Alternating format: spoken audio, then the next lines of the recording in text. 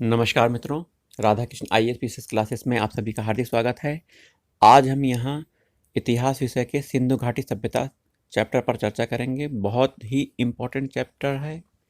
सभी प्रतियोगी परीक्षाओं में यह चैप्टर अपने महत्व को धारण करता है। यह चैप्टर प्रारंभिक परीक्षा के साथ मुख्य परीक्षा के लिए बहुत लाभकारी सिद्ध होगा। चलिए शुरुआत करते हैं सिंधु घाटी सभ्यता से। सिंधु घाटी सभ्यता विश्व की प्राचीनतम सभ्यताओं में से एक है। मेसोपोटामिया की जो सभ्यता है विश्व की प्राचीनतम सभ्यता है।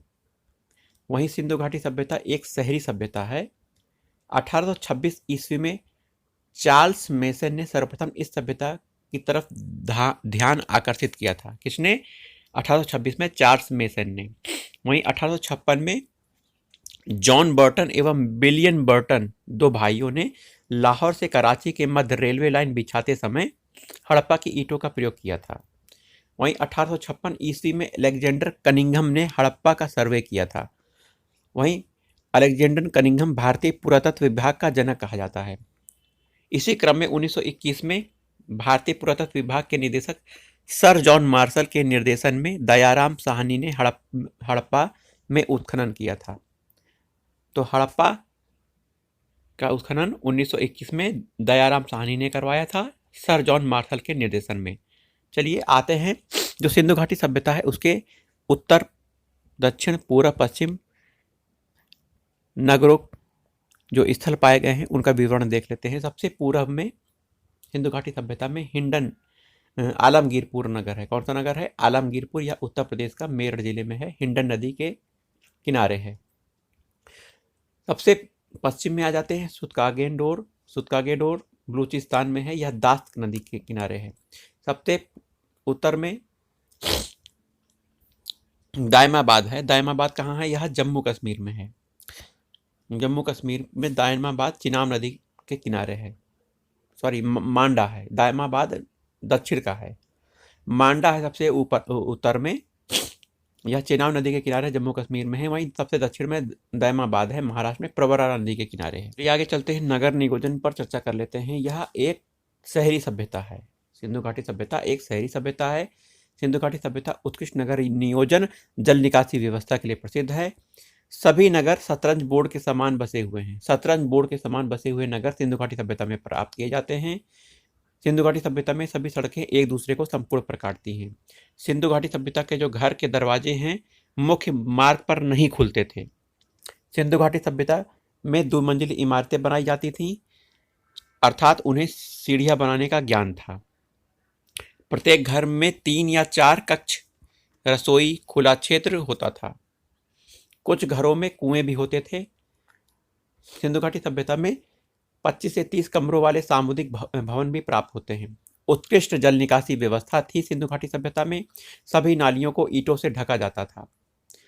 वहीं सिंधु घाटी सभ्यता में सफाई हेतु मुख्य मार्ग पर बड़े हॉल होते थे। कच्ची एवं पक्की ईंटों का प्रयोग करते थे। सिंधु घाटी सभ्यतावासी कच्ची और पक्की ईंटों दोनों का प्रयोग करते थे।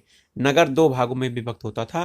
पूर्वी भाग में सामान्य जन लोग रहते थे और पश्चिमी जो भाग था यह ऊंचे टीले पर निर्मित होता था, जिसे दुर्गीकृत किया जाता था। ईंटों की जो साइज होती थी 4:2:1 होती थी ईंटों की साइज। चलिए राजनीतिक स्थिति सिंधु घाटी सभ्यता पर चर्चा करेंगे। राजनीतिक स्थिति, सिंधु घाटी सभ्यता की लिपि को पढ़ने में सफलता नहीं मिली है, इसलिए राजनीतिक स्थिति के बारे में जानकारी विशेष नहीं है। संभवतः पुरोहित वर्ग के पास सत्ता रही होगी। सामाजिक स्थिति पर चर्चा कर लेते हैं। मात्र सत्तात्मक संयुक्त परिवार सिंधु घाटी सभ्यता में रहे होंगे। यहाँ से बड़ी मात्रा में मात्र देवियों की मूर्ति प्राप्त होती हैं। सिंधु घाटी सभ्यता के लोग शांति प्रिय लोग थे, क्योंकि यहाँ अत्यंत कम मात्रा में हथियार मिलते हैं। सिंधु घाटी के लोग शाकाहारी एवं मांसाहारी दोनों होते थे। सिंधु घाटी यहाँ के लोग यहाँ से युग्म समाधान प्राप्त होता है। सिंधु घाटी सभ्यता में एक स्थान से कुत्ते को व्यक्ति के साथ दफनाने के साक्ष्य मिले हैं। समाधान कितने प्रकार के होते? 3 प्रकार के होते थे, जलाना, दफनाना और आंशिक समाधान। आर्थिक स्थिति कृषि पर आधारित थी। कृषि उन्नत अवस्था में थी। प्रमुख फसलें कौन कौन सी थी? इंपॉर्टेंट है। गेहूं, जौ, मटर, चना, सरसों, रागी। बाजरे के साक्ष्य कब मिलते हैं? उत्तर हड़प्पा काल में चावल की खेती के साक्ष्य मिलते हैं, उड़द उत्तर हड़प्पा काल में। लोथल से चावल के साक्ष्य मिलते हैं, लोथल और रंगपुर से।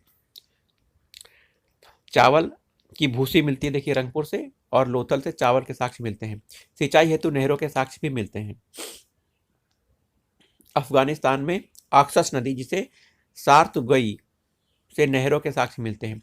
धौलावीरा से कृत्रिम जलाशय के साक्ष्य मिलते हैं, धौलावीरा से। अधिशेष उत्पादन सरप्लस प्रोडक्शन होता था सिंधु घाटी सभ्यता में। सिंधु घाटी सभ्यता में घरेलू तथा विदेशी व्यापार होता था। बड़े नगर व्यापार के केंद्र होते थे। पशुपालन भी होता था। पशुओं में कौन कौन से पशु थे?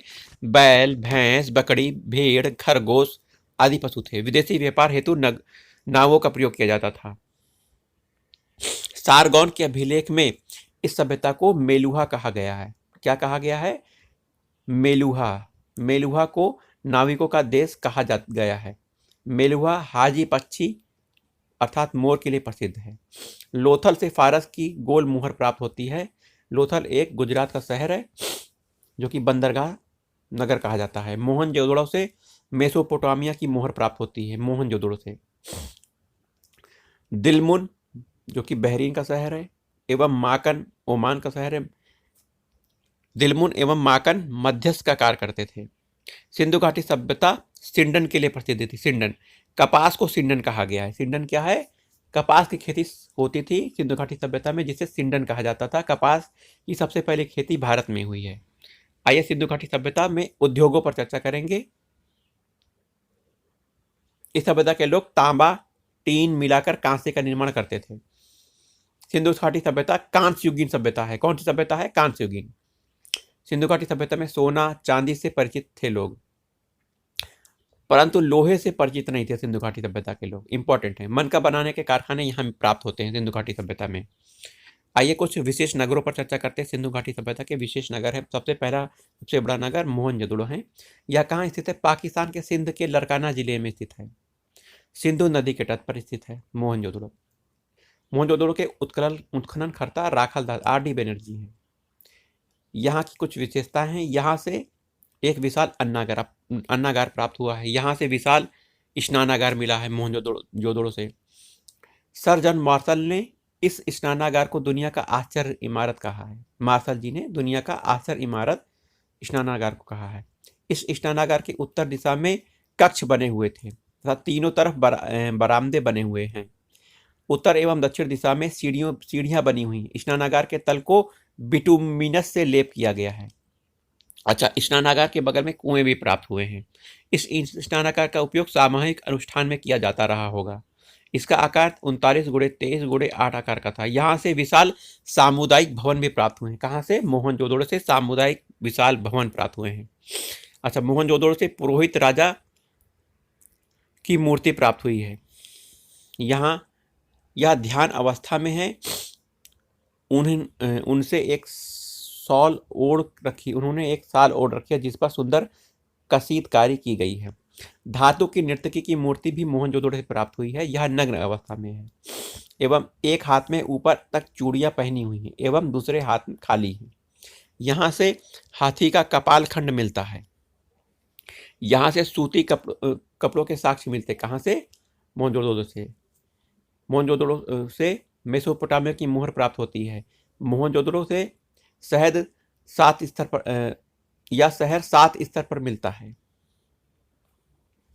आइए हड़प्पा पर चर्चा करते हैं। हड़प्पा जो शहर है इसकी स्थिति क्या है? पाकिस्तान के पंजाब के माउंट गोमरी जिले में स्थित है।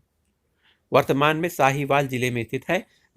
यह हड़प्पा रावी नदी के तट पर स्थित है। हड़प्पा के उत्खननकर्ता दयाराम साहनी है। दयाराम साहनी। कुछ विशेषताएं हड़प्पा की। रावी नदी के तट पर यह है। अन्नागार यहाँ पे भी प्राप्त होते हैं। यहाँ पर हड़प्पा में श्रमिकों के आवास भी हमें देखने को प्राप्त होते हैं। R37 नामक कब्रिस्तान हड़प्पा से प्राप्त होता है। R37 इंपॉर्टेंट है। यहाँ से एक विदेशी की कब्र मिलती है। इसे ताबूत में दफनाया गया था। ताबूत समाधान भी हमें हड़प्पा में देखने को मिलता है। यहाँ से इक्का गाड़ी मिलती है। स्वास्तिक के चिन्ह भी हमें हड़प्पा से प्राप्त होते हैं। हड़प्पा से सिंगार पेटी हमें प्राप्त होती है। चलिए आगे देखते हैं। कालीबंगा। कालीबंगा माने काली चूड़ियाँ, राजस्थान का शहर है। राजस्थान के हनुमानगढ़ जिले में यह स्थित है कालीबंगा।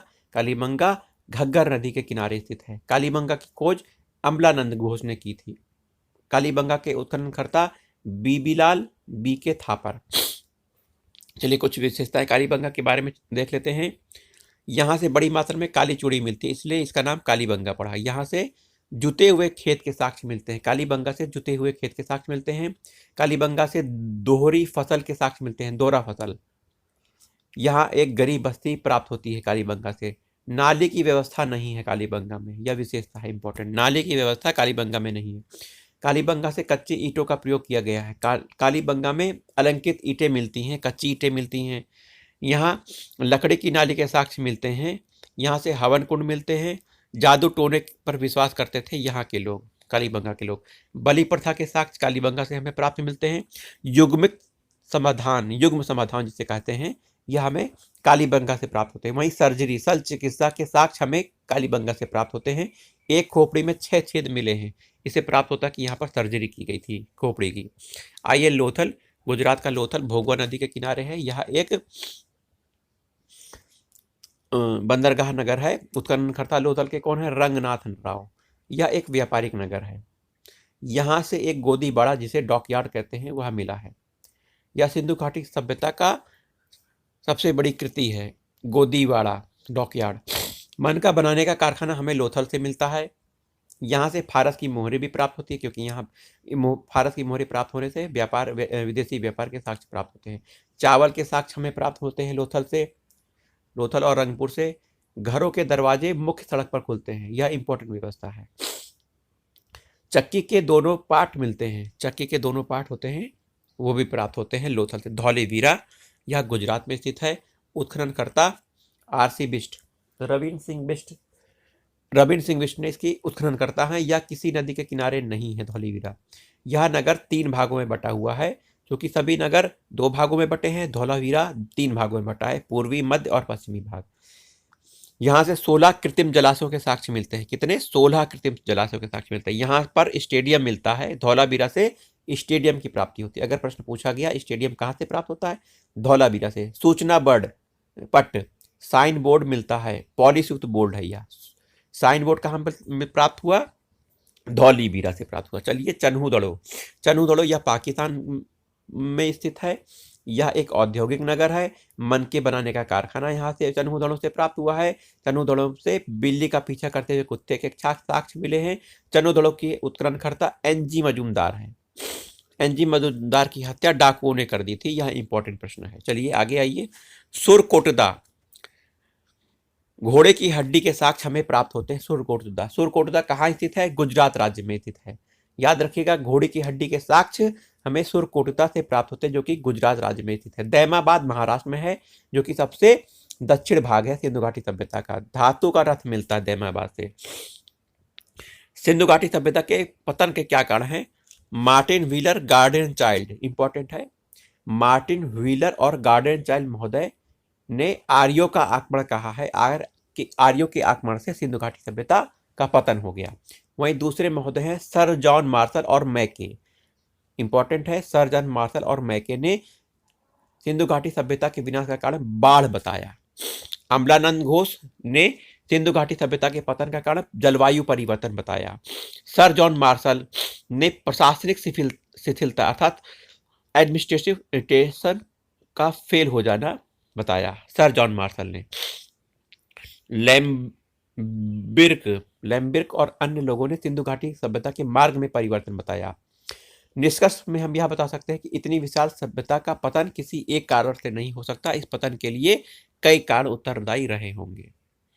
चलिए आज के वीडियो में इतना ही। जय हिंद, जय भारत।